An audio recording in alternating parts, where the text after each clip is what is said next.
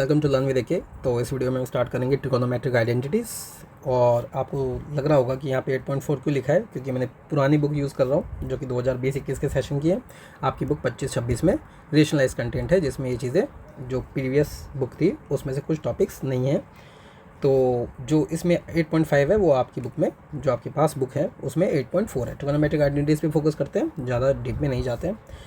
कह रहा है कि कोई भी चीज़ आइडेंटिटी कब कहलाती है, कोई भी इक्वेशन जो सारी ही वैल्यूज़ की जो भी इन्वॉल्व होते हैं वेरिएबल्स उनको सेटिस्फाई कर दे, उनको सॉल्व कर दे, वो उस ऐसी इक्वेशन को आप क्या कहते हो, आइडेंटिटी। ठीक है, कह रहा है एक इक्वेशन को आइडेंटिटी कहते हैं जब वो हमेशा ट्रू हो सारी वैल्यूज़ के लिए, जो भी वेरिएबल्स इन्वॉल्व होंगे। जैसे x plus y equal to है, तो जहाँ पे भी x प्लस वाई की कोई भी वैल्यूज़ डालो, अगर 2 आ गया तो वो क्या होगी, ये आइडेंटिटी है, मतलब फिक्स है ये कि कहीं अगर आपने फिक्स कर दिया तो, लेकिन ऐसा होना चाहिए। ठीक है, और अगर आप ट्रिगोनोमेट्रिक रेशियोज़ के साथ अगर ऐसा लगाओगे तो आप इन्हीं आइडेंटिटीज़ को, या इन्हें फॉर्मूलाज भी कहते हो अपनी लैंग्वेज के, दीज आर कॉल्ड फॉर्मूलाज। ठीक है, तो इन्हीं आइडेंटिटीज़ को आप ट्रिगोनोमेट्रिक आइडेंटिटीज़ बोलोगे अगर आप ट्रिगोनोमेट्रिक को के साथ काम कर रहे हैं। ठीक है, और ये कंडीशन यहाँ पे भी लागू होती है कि सारे एंगल्स पे वो जो आइडेंटिटी है, जो फॉर्मूला है, वो सब पे इक्वली काम करना चाहिए। ठीक है, तो ये प्रूव करेगा, ये अपने स्टाइल में प्रूव करेगा। इनने क्या करा है, इसने देखो यहाँ पे ए ना ऊपर ले लिया है।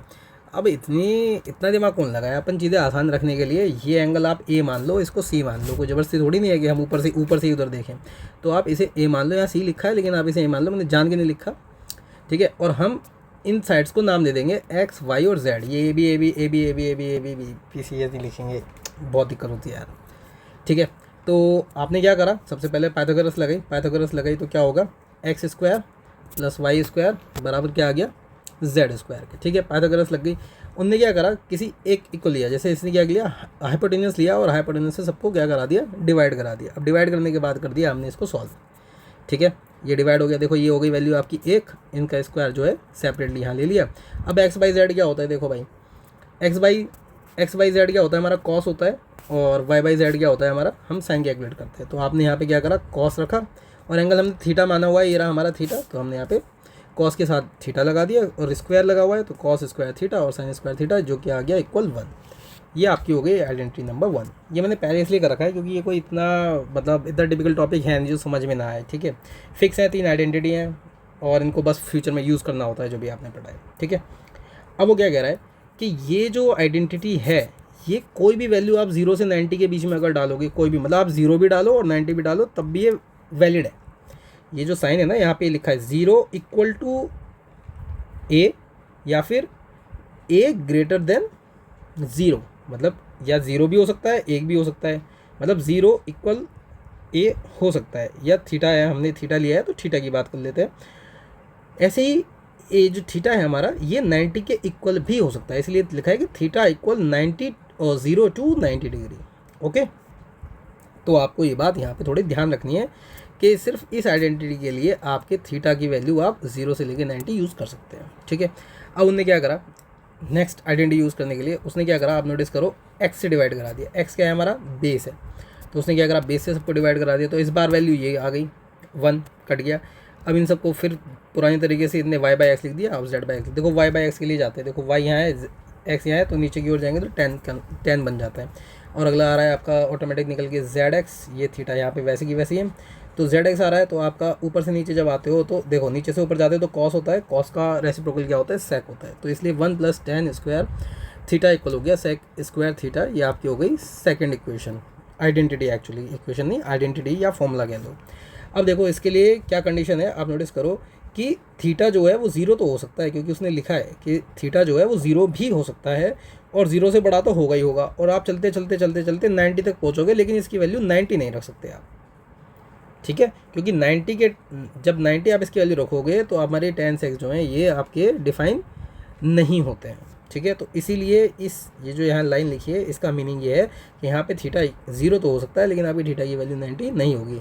और आपके एग्जाम में या कहीं पे भी कोई भी ऐसा सवाल पूछा ही नहीं जाता है कि जहाँ पे ये चीज़ें सेटिस्फाई ना हो रही हो, नहीं तो फिर मज़ा ही क्या है, आप वहाँ पे ये थोड़ी नहीं बताओगे तो क्वेश्चन इज़ रॉन्ग, है ना।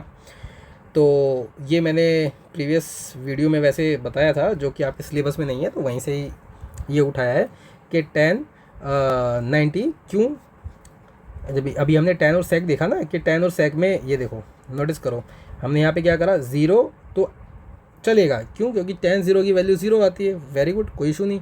ये देखो sec आ रहा है ना हमारे फॉर्मूला में, ऊपर लिखा हुआ है देखो sec आ रहा है, और sec 0 भी हमारा क्या होता है, सॉल्वेबल है, 1 आ गया। लेकिन 90 के केस में देखो tan 90 और sec 90 की वैल्यू नॉट डिफाइंड है। अब देखो कैलकुलेट कैसे होनी है, मैंने खोल के लिख ही दिया है, ठीक है, लेकिन तुम्हें ऑलरेडी ये सब पता है, प्रीवियस वीडियोस में मैंने सब क्लियर कर रखा है।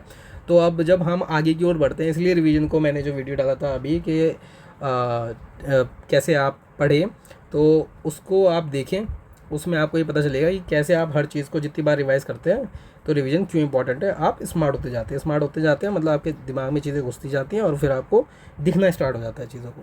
तो tan 0 यानी कि sin 0 की वैल्यू 0 होती है, और तो इसलिए 0 हो गया। cot 90 इसका रेसिप्रोकल है, कौन सी वैल्यू, ये अभी अवेलेबल नहीं है, ये वो जो स्किप्ड वीडियो है उसके अंदर है।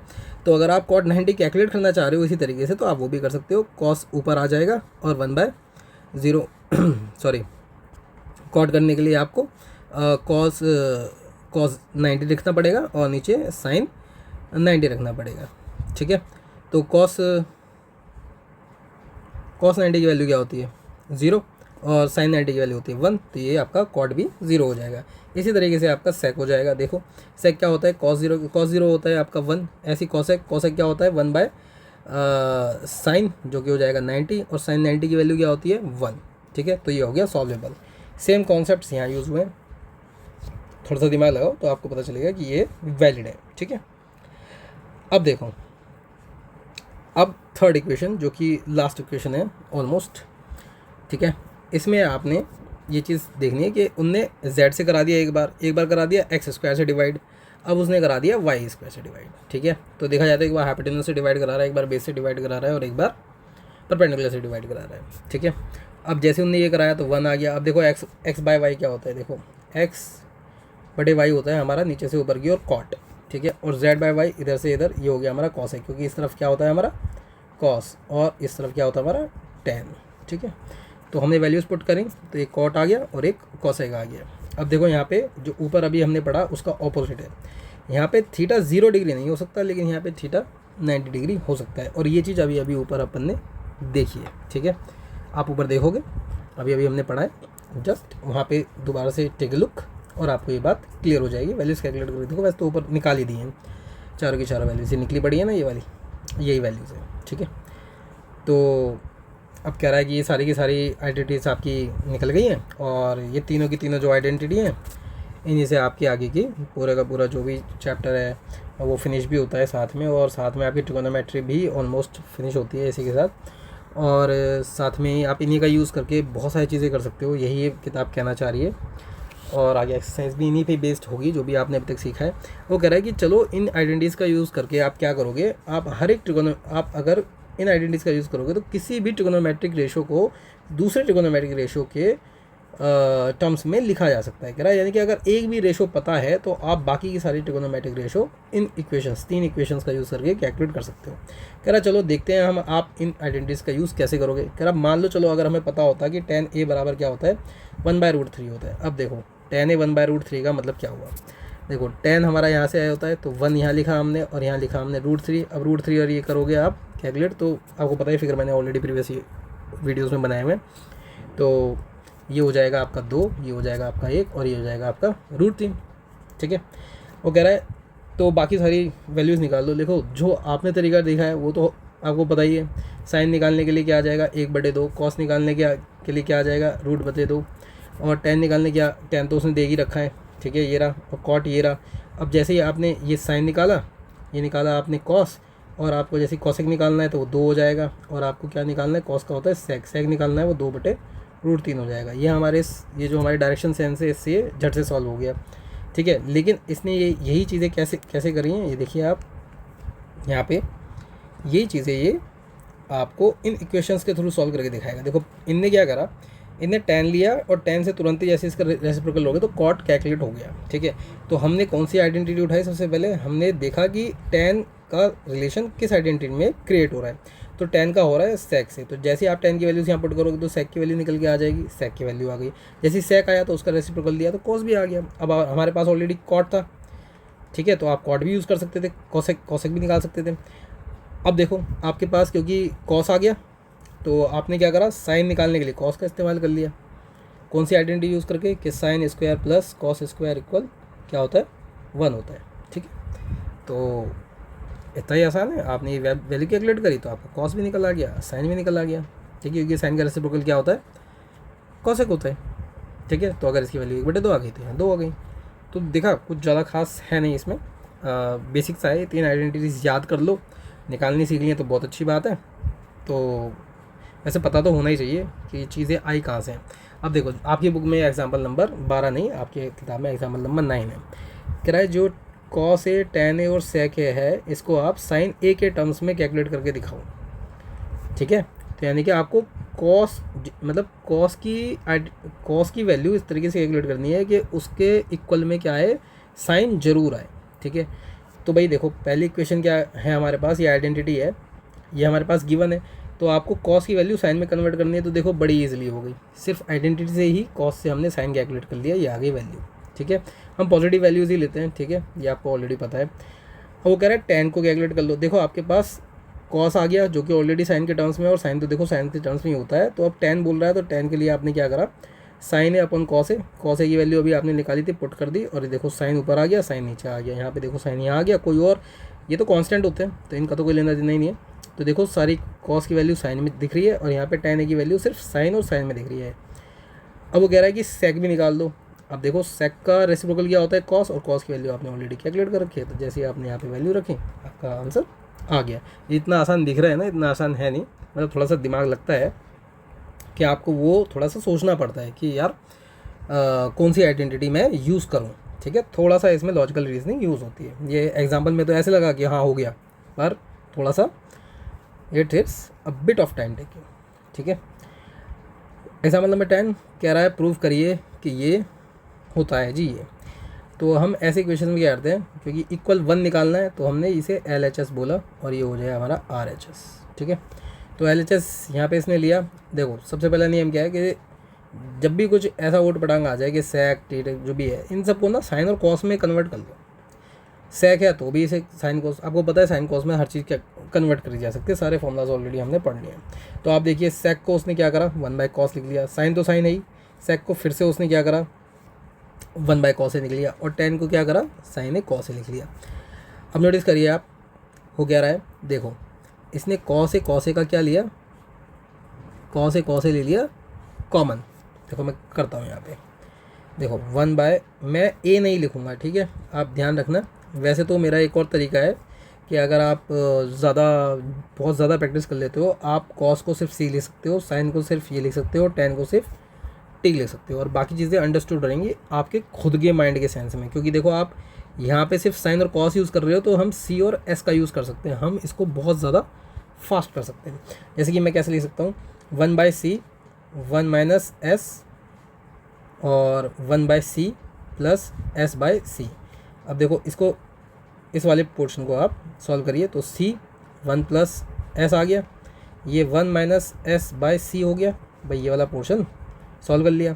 अब आप देख रहे हो c स्क्वायर हो गया, और ये देखो ये क्या हो गया आपका, ये हो गया a और ये b, ये हो गया a और ये b, लेकिन a - b और a + b, a - b और a + b को जब आप वो करते हो, सॉल्व करते हो, तो क्या निकल के आता है, a² - b। तो ये क्या आएगा, ये आपका निकल के आएगा 1 - sin स्क्वायर और अपॉन c स्क्वायर। ठीक है, लेकिन आप अभी आइडेंटिटी यूज़ करके आए हो कि s² यानी कि sin square plus cos square equal क्या होता है, 1 होता है। मैं थोड़ा सा अपग्रेड कर रहा हूँ, अभी आपने ऊपर उसे नॉर्मल वे में समझा, ऐसे ही धीरे धीरे अपग्रेड करते हैं अपने आप को। ये चीज़ों को आपके माइंड में फास्ट करने के लिए, जब आप एग्जाम में जाओगे तो आप पूरा लिखोगे, कहीं भी कोई काम चोरी नहीं चलेगी। ठीक है, तो आपने ये करा, और आपने ध्यान दिया यहाँ पे कि c स्क्वायर की वैल्यू क्या हो जाएगी, 1 - ये हो जाएगा। ये उठा के यहाँ जैसे ही रखोगे आप, तो इन दोनों की वैल्यू क्या हो गई, c² अपॉन c², यानी कि cos से cos कट गया और आंसर आ गया 1। ठीक है, तो ये इस तरीके से आपका ये वाला सवाल हो गया। अब आपका अगला जो एग्जाम्पल है वो है आपका एग्जाम्पल नंबर 11। कह रहा है कि भाई प्रूव कर दो कि ये है कि नहीं है। तो इसने फिर से ये वाला LHS वाला पोर्शन लिया, और ये RHS है, इसको इसमें कन्वर्ट करना है। मतलब हमें किसी तरीके से इस वैल्यू को कुछ घुमा फिरा के, इधर उधर दिमाग लगा लगो के ऐसे कन्वर्ट करके लाना है, ऐसे दिखनी चाहिए आखिरी में। तो वही देखो, वही पहला नियम कि कॉट है तो सबको कॉस साइन में कन्वर्ट कर दिया। देखो कर दिया ने कॉट को कॉस साइन, ठीक है। फिर इसने क्या करा, अब नोटिस करो कॉस को यहाँ से कॉमन ले लिया, ठीक है। अगर मैं इसी पैटर्न में इसे लिखता तो मैं कैसे लिखता, c by s minus c upon c by s plus c. जब सी कॉमन लेता तो मैं लिखता 1 by s minus 1 c 1 by s plus c, ठीक है। ये जो चीज़ है ये यहाँ पे लिख दिया हमने, ठीक है। अब आप देख रहे हो सी से सी कट गया, ओके। अब इनका आपने ले लेना है एलसीएम, कुछ भी कर लो। लेकिन अगर आपको ये चीज़ को भी ध्यान रखते हुए क्या करना है, आपको देखना है कि जो कैलकुलेट होकर चीज़ आई है क्या वो आपको कहीं से इस तरीके का आंसर दे रही है। तो आपने बिल्कुल ध्यान दिया, आपने कहा हाँ भाई 1 बाय साइन किसके बराबर होता है, कॉसेक के बराबर होता है। तो ये आपका आंसर यहीं का सॉल्व हो गया। अगर आप एलसीएम लेते तो चीज़ें और टिपिकल हो जाती। तो हमें जितना निकालना था वहीं तक रुक गई। मान लो आप अगर एलसीएम ले लेते इसका आगे तो ये किस में कन्वर्ट हो जाता, ये होता 1 माइनस एस और 1 मिनट यहाँ पे 1 लिखना था यहाँ पे, तो ये हो जाता 1 माइनस एस और ये हो जाता 1 प्लस एस। आखिरी में ये वैल्यूज़ कैलकुलेट होती और फिर आप एस की वैल्यू रखते और देन फिर सॉल्व करते, फिर घुमा फिर आगे ये वैल्यू कैलकुलेट होकर आती, तो ये हो जाता आपका आंसर, ठीक है। अब ये जो 12वां सवाल है ना, ये आपको लगेगा कि ये क्या ही है, मतलब ऐसे कैसे हमारे दिमाग में आएगा कि भाई ऐसे करना है हमें। तो भाई ये चीज़ें जो हैं ये आएंगी प्रैक्टिस के थ्रू, ठीक है। इसका कोई तोड़ नहीं है। ये जब आप इंटेंस प्रैक्टिस कर लोगे ना, बहुत ज़्यादा सवाल कर लोगे, आपको पता है कि बहुत सारे अलग अलग सोर्सेज है जहाँ पे इतने सारे सवाल होते हैं। एनसीईआरटी तो कुछ एक गिने चुने सवाल रखती है अपने पास, ठीक है, नाम चारे को। लेकिन उसके अलावा आपको सारी जो है आपको समुद्र खोलना पड़ता है पूरा का पूरा, ठीक है। एनसीईआरटी तो नदी की तरह है, जाके आपको समुद्र में डाल देते हैं कि मैं तो समुद्र से सवाल पूछूंगा। तो ये क्वेश्चन इसी तरीके का ही है कि इसमें इम्प्रोवाइजिंग करा जा रहा है कि ये आखिर देखो वो कह रहा है इसको इसमें कन्वर्ट करना है इस आइडेंटिटी का यूज़ करते हुए। कह रहा है क्योंकि हम ये आइडेंटिटी यूज़ करेंगे तो पहले एलएचएस को, जो कि हमें प्रूफ करना है, एलएचएस को कन्वर्ट कर लेते हैं सेक और टेन के टर्म्स में, डिवाइड करके न्यूमरेटर और डेनोमिनेटर को बाय कॉस थीटा, क्योंकि हमें सेक और टेन में कन्वर्ट करना है। इस बार देखो, इस बार ऐसे नहीं है कि भाई इसे साइन और कॉस में कन्वर्ट कर लो, इसे कर लेते तो ये अपोजिट में इसके इक्वल आ जाएगा। ये दोनों चीज़ें क्या है, इक्विवेलेंट है। पहले आप इसको सॉल्व कर लो, फिर इसको खोल खाल के सॉल्व कर लो, तो दोनों की इंडिविजुअल जो भी वैल्यूज़ आएंगी वो दोनों इक्वल आ जाएंगी, तो वो भी है। लेकिन हमें यहाँ पे प्रूव करके दिखाना है डायरेक्ट इससे इसको। हम आप चाहो तो इसमें सेक की वैल्यू रखो ऐसे करके 1 बाय कॉस, फिर यहाँ पे रख दो आप 10 की वैल्यू साइन बाय कॉस, और फिर जैसे सारा पूरा सॉल्व करो तो कुछ वैल्यू निकल के आएगी। फिर आप इसको अगर फर्दर सॉल्व करोगे तो कोई वैल्यू निकल के आएगी, वो दोनों वैल्यू क्या हो जाएंगी, इक्वेट हो जाएंगी, तब भी इक्वल हो जाएगा। लेकिन इस केस में वो कह रहा है कि भाई यहाँ से आपको यहाँ पे ये निकाल के दिखाना है। तो आप ये निकाल के दिखाने के लिए उसने बोला कि भाई पहले इसको आप क्या करो, सेक और टेन में कन्वर्ट कर लो इस वाली इक्वेशन को। तो जैसे ही आपने इसे कॉस से डिवाइड कराया पूरी की पूरी इक्वेशन को, किस तरीके से, देखो वही अपना मैं पैटर्न लिख रहा हूँ छोटा सा। तो आपने साइन बटे, देखो जब पूरी इस लाइन को ही आप कॉस से डिवाइड कर दोगे तो कॉस तो इंडिविजुअली हर चीज़ को सेपरेटली डिवाइड करेगा, ठीक है। तो मैं उस सेपरेशन को लिख रहा हूँ कि एस ये हो जाएगा और कॉस ये हो जाएगा, और ये ऊपर वाली इक्वेशन ये हो गई, और नीचे sine upon cos plus cos upon cos minus 1 upon cos आ गया, ठीक है। देखो इससे ये कट गया तो 1 हो गया, ये हो गया 1, अंडरस्टूड है। साइन अपॉन कॉस क्या होता है, देखो टेन होता है, ten minus 1 plus 1 upon cos क्या होता है, सेक होता है। देखो अब यहाँ पे एस लिखने का ये घाटा है कि जब आप साइन और कॉस में वर्क कर रहे हो तब तो आप ये इजीली कर सकते हो, तो आप यहाँ पे सेक ही लिखोगे, ठीक है। क्या है कि ये जब आप प्रैक्टिस कर रहे हो ना तब तो आपके लिए सही है शॉर्टकट, ताकि आप समय बचाओ और मैक्सिमम टाइम अपने प्रैक्टिस पर दे सकें, ठीक है। लेकिन आप जब एक्चुअल में करोगे तो आपको बड़ा ही लिखना है। वैसे आप चाहो तो आपकी इच्छा है, आपको नहीं लिखना है ऐसे तो मत लिखो, आप पूरा भी लिख सकते हो, ठीक है। तो इसको ही इसने देखो इस तरीके से यहाँ पे लिख दिया है, ठीक है। इसे टेन और सेक को एक तरफ करा और ब्रैकेट लगा दिया, और टेन और माइनस सेक को क्या करा, एक साथ करा और ब्रैकेट लगा के, अगर आप इस ब्रैकेट को हटा दोगे तो भी इक्वेशन में कोई फ़र्क नहीं पड़ेगा। अब यहाँ पे एक बहुत इंपॉर्टेंट चीज़ बताता हूँ आपको, इसको थोड़ा सा ऊपर करते हैं। देखो जो आइडेंटिटी इसने बोली है यहाँ पे वो ये वाली बोली है, ठीक है। इस आइडेंटिटी को यहाँ लिखते हैं नीचे, देखो सेक स्क्वायर थीटा, अगर मैं इस टेन को इस तरफ ले जाऊँ तो minus tan square theta equal 1 हो जाएगा। आप नोटिस करो ये a square minus b square equal 1 हो रहा है। तो अगर आप इसे ओपन करते हो तो 1 प्लस बी और ए माइनस बी होगा इक्वल 1। तो मैं इसे कैसे लिख सकता हूँ, इसे लिख सकता हूँ मैं sec theta plus tan theta multiply sec theta minus tan theta equal 1। ये चीज़ आप ध्यान दे रहे हो, ठीक है। तो इसी कॉन्सेप्ट का यूज़ करके इसने इसे यहाँ पे इस तरीके से tan theta minus sec theta को मल्टीप्लाई एंड डिवाइड कराया है। मतलब सोचने वाली बात है कि कैसे कर दिया। एनसीईआरटी ये बताती कुछ नहीं है, ये बस कर देता है।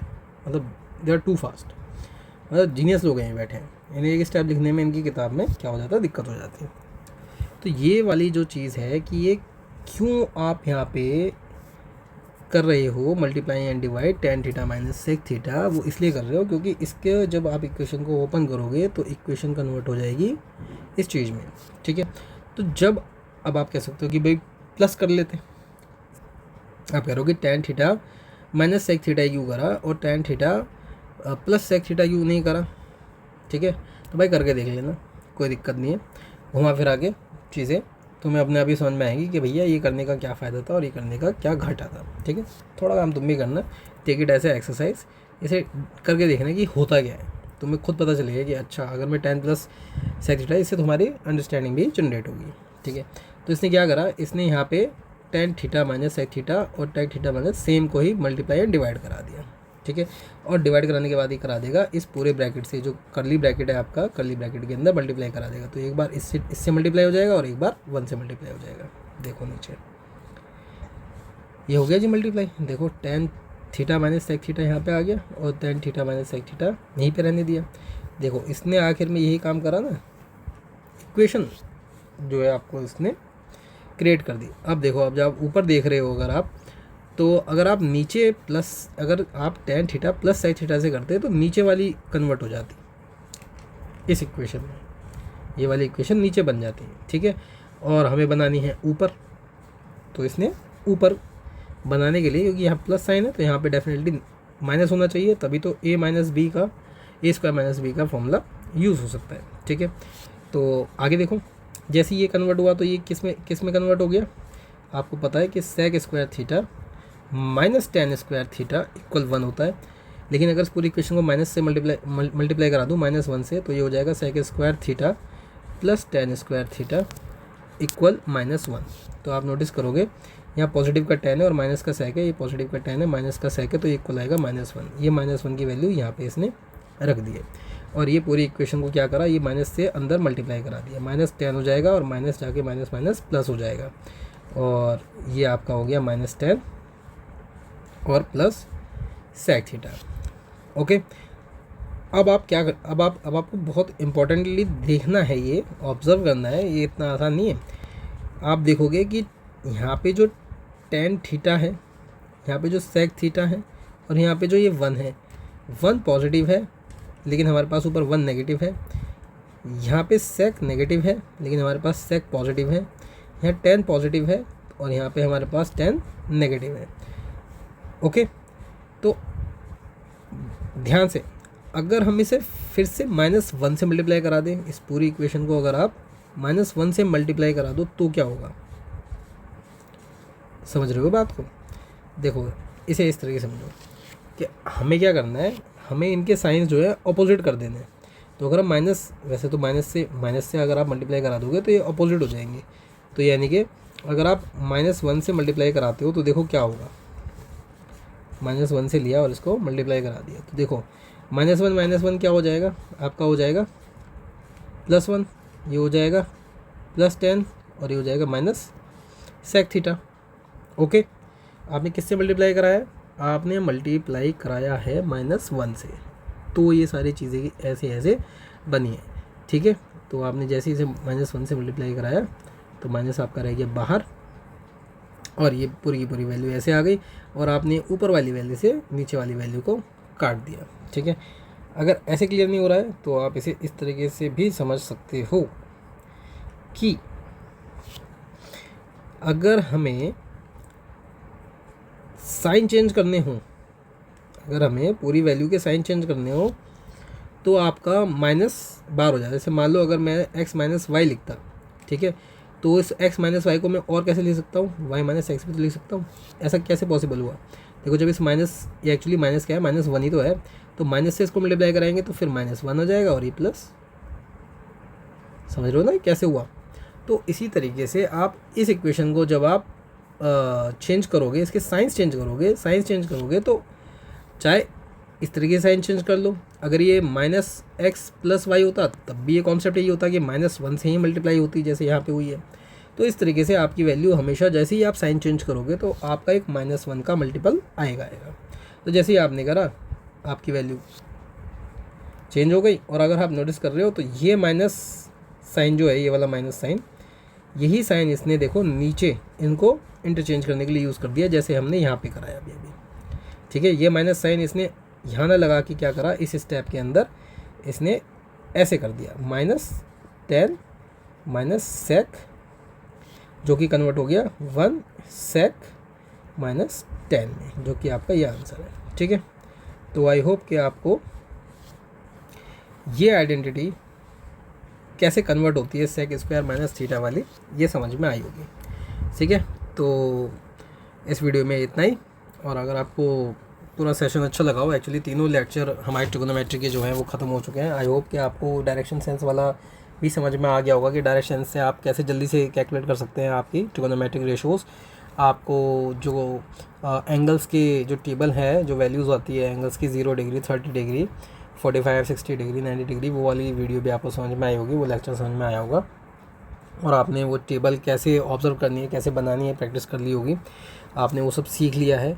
और अब आपने 3 आइडेंटिटीज़ भी सीख ली हैं, तो पूरा का पूरा आपका चैप्टर ख़त्म होता है। बस इसकी एक्सरसाइज रहती है। और क्योंकि आपको कॉन्सेप्ट समझ में आ रहा है, अब एक्सरसाइज करने के लिए तो देखो दिमाग लगाना पड़ेगा, आपको बैठना पड़ेगा, बैठ के आपको चीज़ें करनी पड़ेंगी। और जैसे ही आप चीज़ें कर लेते हो तो आपको एक्स्ट्रा क्वेश्चंस लगाने, जितने आप एक्स्ट्रा क्वेश्चंस लगाओगे और उनका रिवीजन कॉन्सेप्ट वही रखो कि आज आपने 5 सवाल करने हैं, आपने हर बारी वो 5 सवाल जो है वो रिपीट करते रहने हैं। मतलब डेली एक मिक्स सवाल करने का मतलब 2 सवाल एक चैप्टर से लिया करो। अगर आपने 4 चैप्टर ले लिए हैं तो 2 सवाल क्या करा करो हर एक्सरसाइज से, और उन 4 चैप्टर के डेली सॉल्व कर लिया करो। आप इतने स्मार्ट हो जाओगे कि आपको खुद ही नहीं यकीन आएगा कि यार ये कैसे पॉसिबल है। कोई कहेगा भाई बहुत ही गजब का मैथ्स है आपका। तो ठीक है, तो सारा का सारा खेल इतना ही है कि आपको प्रैक्टिस करनी पड़ेगी।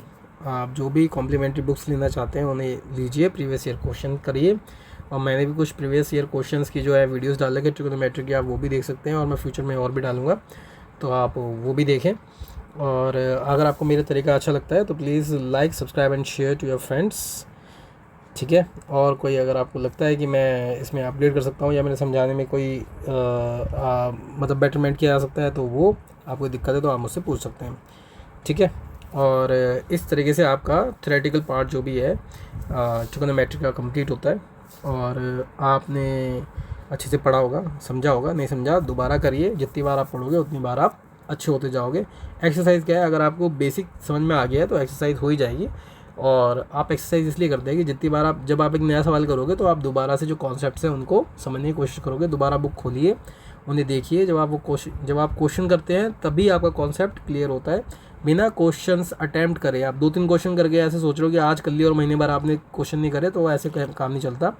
आपको प्रैक्टिस करते रहना पड़ता है। तो आप ये वीडियो कभी भी देख रहे हो, साल की किसी भी पार्ट में देख रहे हो, आप किसी भी क्लास में हो, किसी भी वक्त देख रहे हो, तो आपको ये चीज़ समझनी है कि कोई भी चीज़ पढ़ने के लिए आपको बेसिकली उस चीज़ को एक फ़िक्स टाइम बाद रिवाइज़ करते रहना होता है। 7 दिन बाद फिर सेम डे चीज़ को 15 दिन बाद रिवाइज़ कर लो, फिर उसी चीज़ को 30 दिन बाद रिवाइज़ कर लो, तो आपके माइंड में बनी रहती है।